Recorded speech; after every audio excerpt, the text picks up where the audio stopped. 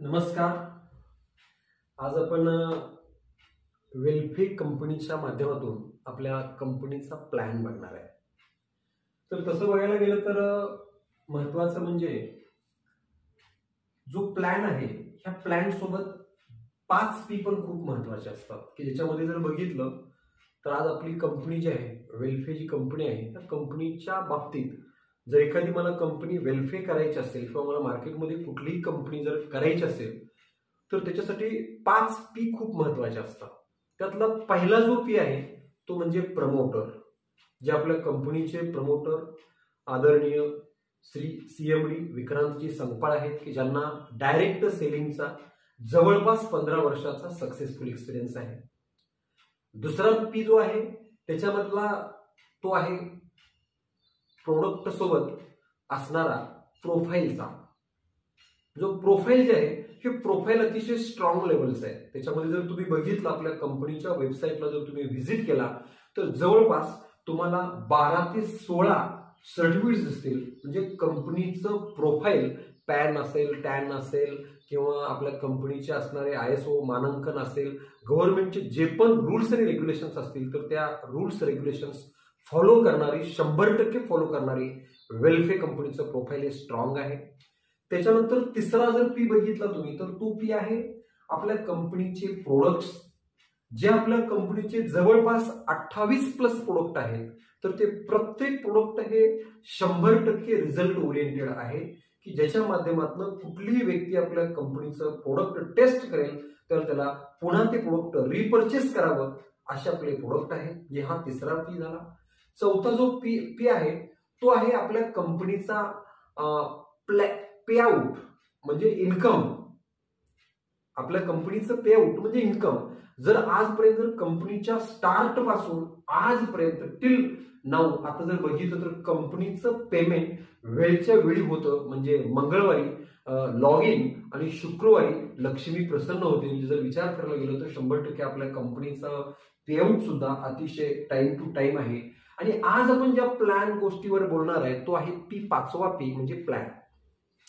आज हे सर्वच पी महत्वाचे असतात पण त्याच्यामध्ये जर बघितलं तर मोस्टली जे प्लॅटफॉर्म आहे तो प्लॅटफॉर्म प्लॅनचा जर चांगला असेल तर निश्चित कुठलीही व्यक्ती एक चांगलं इन्कम करू शकते. जर विचार करायला गेलं तर आज कुठलंही काम करत असताना प्रत्येक व्यक्तीला एक इन्कम जर चांगला असेल तर त्या माणसाचा माइंडसेट स्ट्रॉंग राहतो. माइंडसेट कंटिन्युअस काम करण्याची वृत्ती असते. आज एखादी व्यक्ती जॉब करते त्याच्या पाठीमागचं कारण आहे त्याला काहीतरी फिक्स महिन्याला इन्कम येतात. त्याच्या पाठीमागचं कारण आहे जी कंपनीमध्ये ते काम करतात तिथं त्या प्लॅनचं डिझायनिंग आहे. जसं आज आपण वेल्फेमध्ये बघणार आहोत की आज आपल्या कंपनीचा प्लॅन कसा आहे.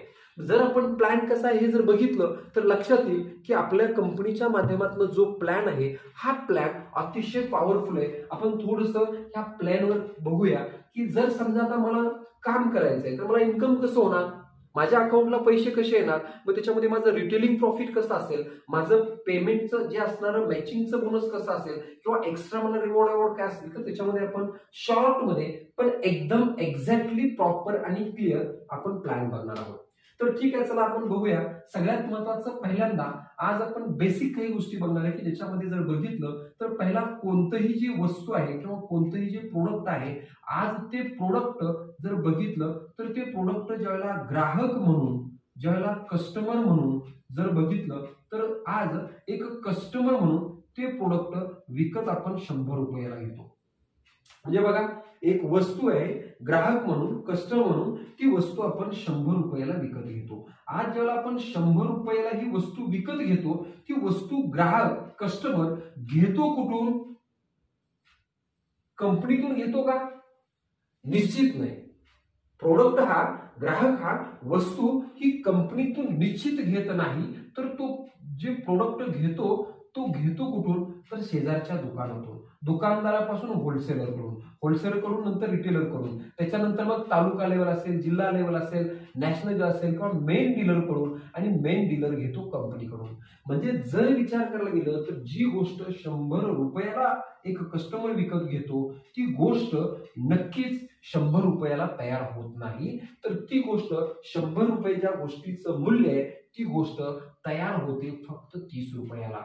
म्हणजे 30 रुपयाची गोष्ट ज्या वेळेला 100 रुपयाला विकत जाते तर त्यावेळेला प्रत्येकाचं मार्जिन बघून मग 40 असेल, 50 असेल, 60 असेल, 70 असेल, प्रत्येकाचं मार्जिन जाऊन 80 असेल, 90 असेल आणि ते करत करत करत टप्प्याटप्प्यानं हे इथं मार्जिन जात ते 100 रुपयापर्यंत जातं. म्हणजे आज आपण विचार करा की 100 रुपये आणि 30 रुपये याच्यामध्ये 70 रुपयाचं जे मार्जिन आहे हे कुणाकडे जातं?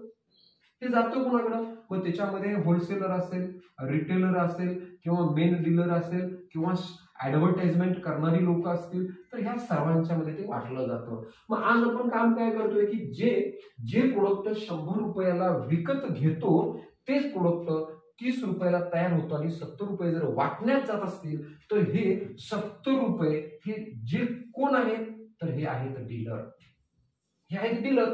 मग हे डीलर मध्ये आज कस्टमर आणि डीलर याच्यामध्ये फक्त एका स्टेपचा फरक आहे. फक्त एका स्टेपचा फरक. जर तुम्ही बघितलं कस्टमर टू डीलर याच्यामध्ये फक्त एका स्टेपचा फरक आहे. मग मोठं कोण होतं? कस्टमर का डीलर? तर निश्चित डीलर मोठे होतात. पैसे मधले लोक मिळवायला लागलेत, ब्रोकर लोक मिळवायला लागलेत. मग आज आपण हा विचार करायचा की जर समजा वेल्फेनं हे 70% जे प्रॉफिट मिडल मन लोकांना जे वाटलं जातं तेच जर समजा तुम्ही आमच्या काही पॅकेज मध्ये आला, जर समजा तुम्ही एक स्टँडर्ड पॅकेज मध्ये जर आला तुम्ही तर त्या पॅकेज मध्ये तुम्हाला डायरेक्ट डिस्काउंट 50% ऑफ मध्ये प्रोडक्ट भेटू शकतात. म्हणजे आत्ताच्या ऑफर नुसार एकदम बेस्ट ऑफ द बेस्ट. म्हणजे एक 100 रुपयाची